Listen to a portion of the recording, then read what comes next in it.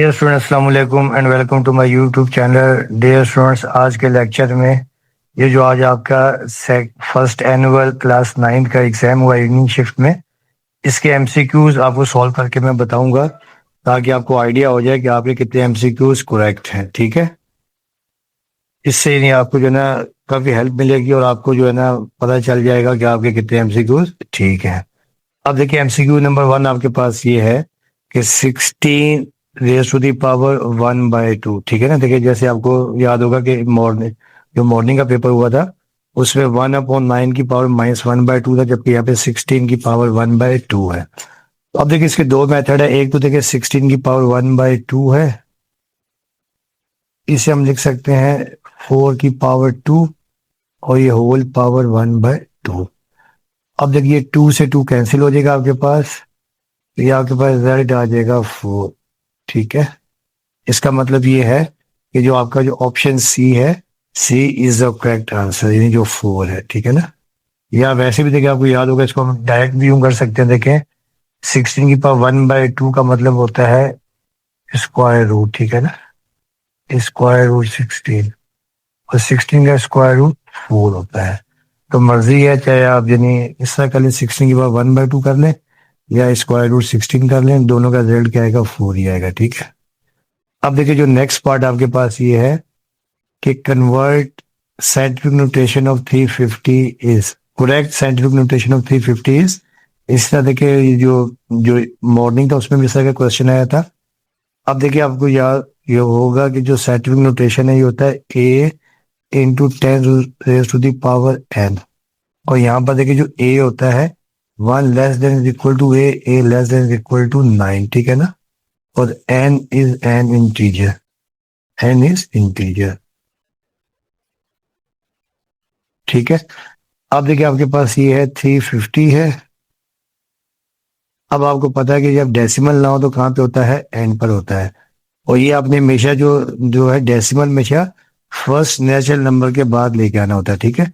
जब आप इसको यहाँ पे मूव करेंगे, यानी 2 डिजिट्स राइट पे मूव करेंगे, तो ये आपके पास आ जाएगा 3.5 into 10 raise to the power 2 आ जाएगा। ठीक है। तो ये देखिए, ये कौन सा आपके पास ऑप्शन है, ये आपके पास ऑप्शन है बी। ठीक है, ये option B, 3.5 multiply by 10 to the power 2।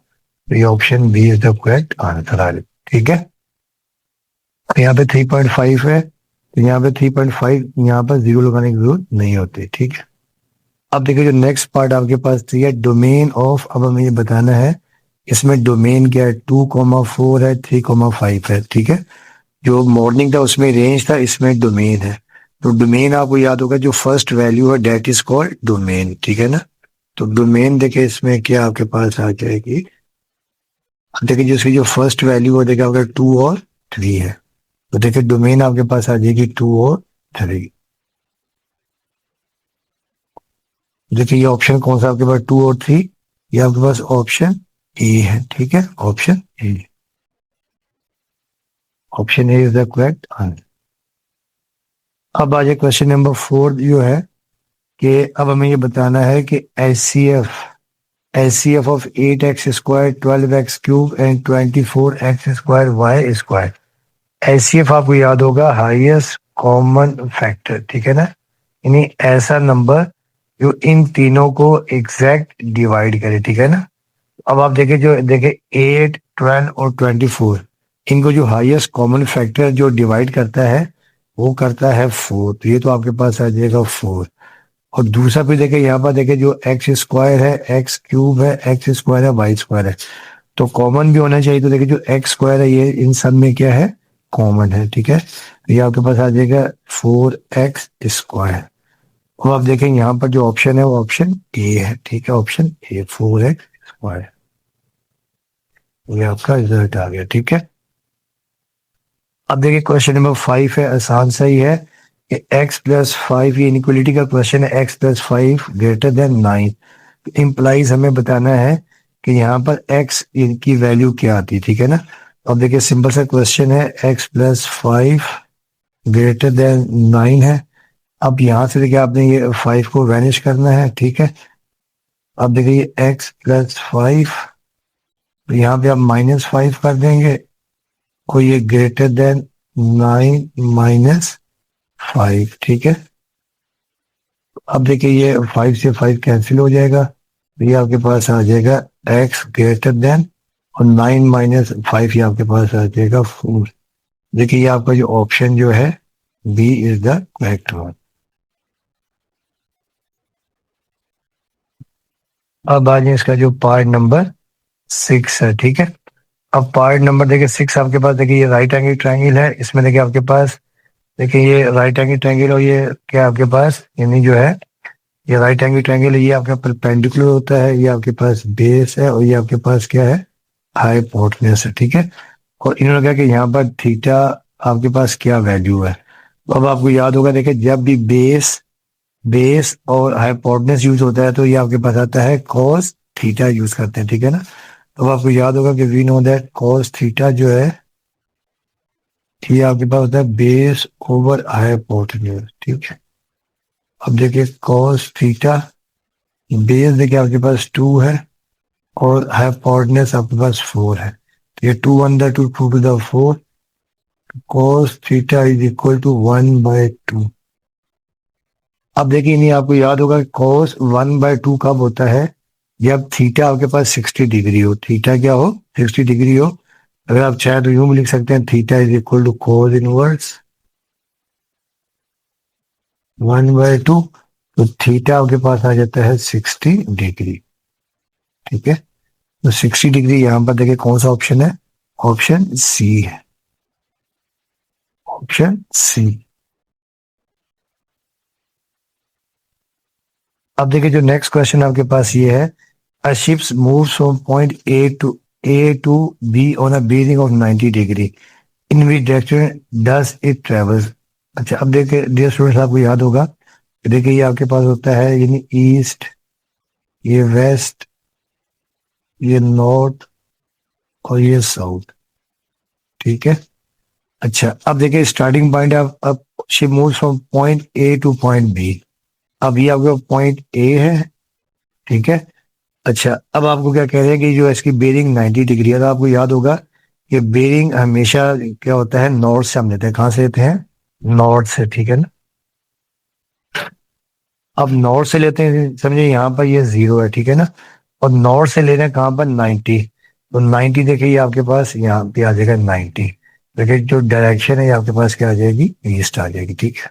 तो ये ऑप्शन आपके पास आ जाएगी ईस्ट, ईस्ट जो है वो डी, डी पार्ट है, ठीक है, डी ऑप्शन है, तो ये आपके पास आ जाएगी ईस्ट।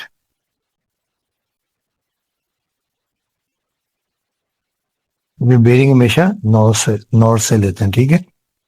अच्छा अब देखिए नेक्स्ट पार्ट आपके पास है कि two polynomials, sorry two polygons are similar, दो पॉलीगॉन सिमिलर कब होती हैं, इफ दे हैव, ठीक है ना। अब इक्वल एरिया हो, इक्वल पेरीमीटर हो, इक्वल कॉरस्पॉन्डिंग एंगल्स हो, और इक्वल वॉल्यूम हो। तो देखिए ये सिंपल आपने याद रखना कि जब भी दो पॉलीगॉन पॉलीगॉन सिमिलर होती हैं, उनके कॉरस्पॉन्डिंग एंगल्स क्या होते हैं, सेम होते हैं, ठीक है ना, इक्वल होते हैं, ठीक है। ये ऑप्शन सी है, ठीक है, ऑप्शन सी।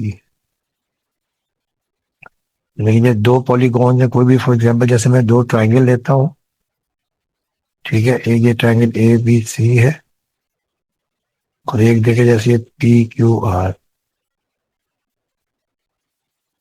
तो देखिए अगर ये वाला एंगल देखें, ये इसके बराबर है, ठीक है, ये अगर बराबर है इसके, और ये बी बराबर है इसके, तो एंगल जो है वो सेम होने चाहिए, ठीक है। अब इसका पार्ट नंबर 9, एमसीक्यू नंबर 9 है कि which of the following is fundamental trigonometric identity, हमें बताना है इसमें फंडामेंटल ट्रिग्नोमेट्रिक आइडेंटिटी कौन सी है। जैसे मॉर्निंग में था 1 + tan² थीटा था, अब यहाँ पर देखिए आपके पास ये है कि पहला sine theta equal to cos theta, फिर tan theta equal to sine theta, फिर sin² theta plus cos² theta equal to 1, और secant theta equal to cos theta. अब आपको याद होगा ये हमने पढ़ा था कि sin² theta plus cos² theta is equal to 1 होता है, ठीक है। तो ये आपका ऑप्शन जो ऑप्शन बी है। Option B is the correct one. अब आ जाए एमसीक्यू नंबर 10। अब देखिए एमसीक्यू नंबर 10 है the angle bisectors of a triangle are concurrent at the. अब हमें बताना है कि जो एंगल बाइसेक्टर जब एक दूसरे को कट करते हैं तो पॉइंट ऑफ इंटरसेक्शन क्या कहलाता है, ठीक है ना। अब देखिए जैसे ये आपके पास ट्राइंगल है, ठीक है। अब देखिए एक आपके पास ये वाला एंगल बाइसेक्टर है, एक एंगल ये आ गया, ठीक है। दूसरा देखिए आपके पास ये आ गया है, और तीसरा देखिए जैसे आपके पास ये है। तो देखिए जो तीनों जहां से ये पास होते हैं इसे हम कहते हैं इन सेंटर। क्या कहते हैं? इन सेंटर कहते हैं, ठीक है।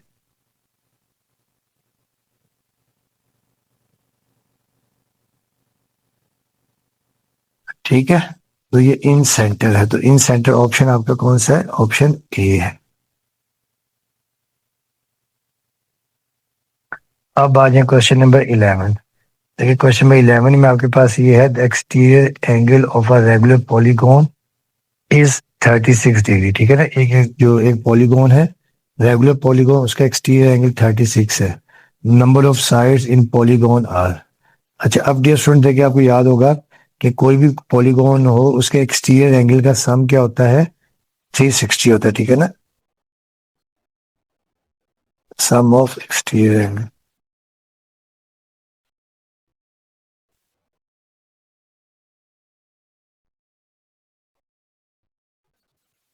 और जब आपको नंबर ऑफ साइड्स फाइंड करना हो,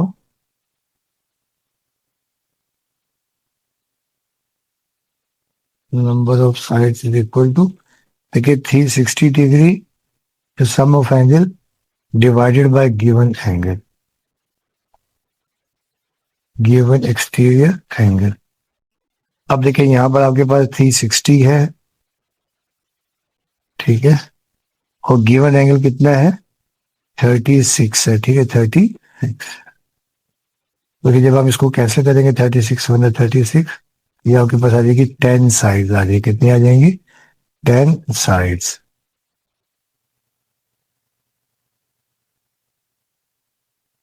अब देखिए जो 10 साइड है ये ऑप्शन डी है आपके पास, ठीक है, ऑप्शन डी।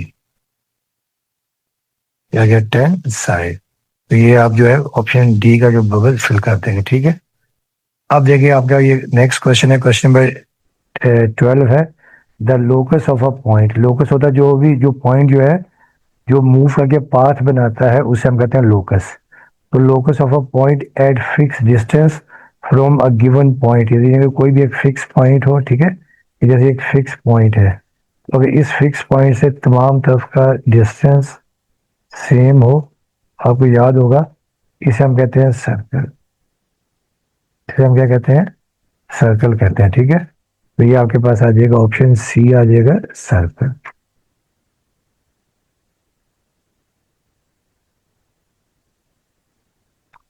अब देखिए जो क्वेश्चन नंबर 13 है, क्वेश्चन नंबर 13 में क्या कह रहे हैं? The model class in a group frequency, जो है और जो फ्रीक्वेंसी इन ग्रुप, जो डाटा ग्रुप डाटा हो, ठीक है, तो इसमें जो मॉडल क्लास है, the model class in a group frequency distribution is the class with in. हमें ये बताना है कोई भी जो ग्रुप डाटा है उसमें जो मॉडल क्लास है वो क्या होगी, ठीक है ना।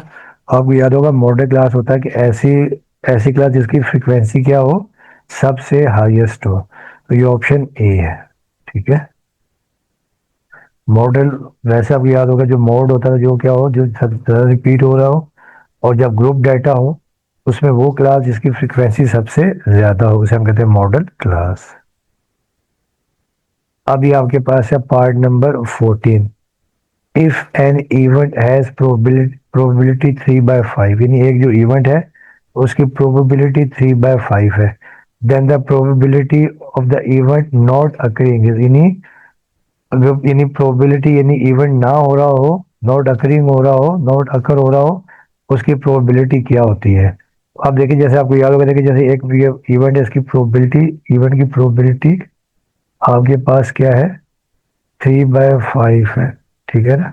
तो फिर देखिए जब हम पी डैश या कॉम्प्लीमेंट कहते हैं P prime is equal to 1 minus, और जो इवेंट अकर होता है उसकी प्रोबेबिलिटी को माइनस कर देते हैं। तो ये आपको बता देगा 1-3/5, और फिर देखिए 5 आ जाएगा एलसीएम, और ये 5-3, ये 2/5। ठीक है, तो इवेंट की यानी इवेंट ना हो रहा हो उसकी प्रोबेबिलिटी है 2/5। ठीक है, तो ये आपके पास आ जाएगी 2/5।